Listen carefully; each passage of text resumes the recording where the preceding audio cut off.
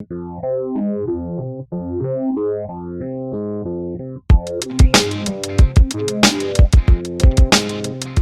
going on, everybody? Rob Kearney here with Kristen Graham. We're gonna go over one of the most iconic strongman events in history, the Atlas Stones.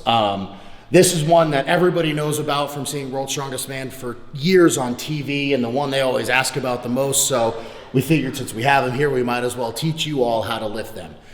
So when we're looking at the Atlas Stone, they look intimidating as hell because it's just a big cement ball and you have to load it to this really high platform. When we break down the movement, if you do a few things really smart, it's actually not that bad of a movement. It really is just essentially like a deadlift and then a front squat, combined into one with a big cement ball on your lap. All right? So I'm gonna have Kristen step around the stone.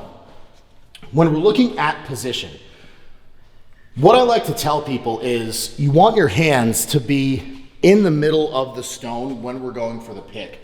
So essentially, she's in a great position. If you watch her feet, she pretty much has her big toe lined up with where the center of the stone would be, and that's where she's grabbing the stone with her hands. Go ahead and stand up. Also, when you get underneath the stone and you're picking it up off the ground, it can be pretty uncomfortable, especially with the bigger stones, because you essentially have to roll the stone onto the tips of your fingers in order to get underneath there enough to grip it and get it into your lap. So what I'm gonna have Kristen do is I'm gonna have her demonstrate just the pick portion and getting the stone into the lap, and we'll talk about it as she's going through with it. So if you just wanna do like 3 reps of just the picks, that'd be awesome. So she gets it into a great position. Go ahead and just put it down. So her feet are in a good spot, hands get underneath the stone. She keeps her arms mostly straight, deadlifts it into her lap, and then gets it into this hugging position essentially on her lap. I'll have her do 1 more rep, hands underneath, arms straight, picks it up into the lap. Good, and down.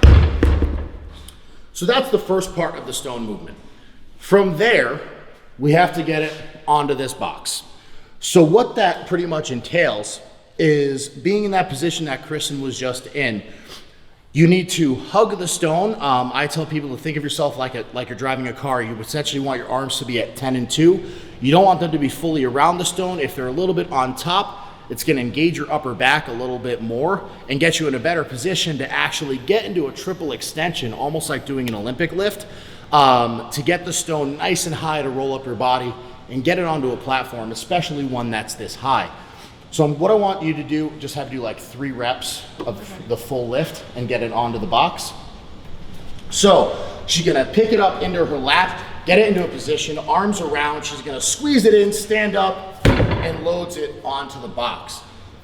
Actually, just have you do 1 more because that looked awesome. So again, feet in a good position, hands underneath, arms stay straight. She picks it into the lap, squeezes it, arms at 10 and 2, squeezes her upper back, and loads it onto the box. So doing all these things, like I said before, this lift looks intimidating, but when you break it down into these parts, it really is just a deadlift into a front squat. Again, making sure your arms are staying straight. We do see a lot of injuries on this sometimes. People get a little bit too cocky. They jerk their arms, and that's what's at end up tearing your bicep. So we're just being really aware that you're keeping your arms straight for the pick and bring it into your lap, getting those arms around the stone into a good position, and then standing it up, getting it nice and high and onto the platform is gonna make for a successful lift.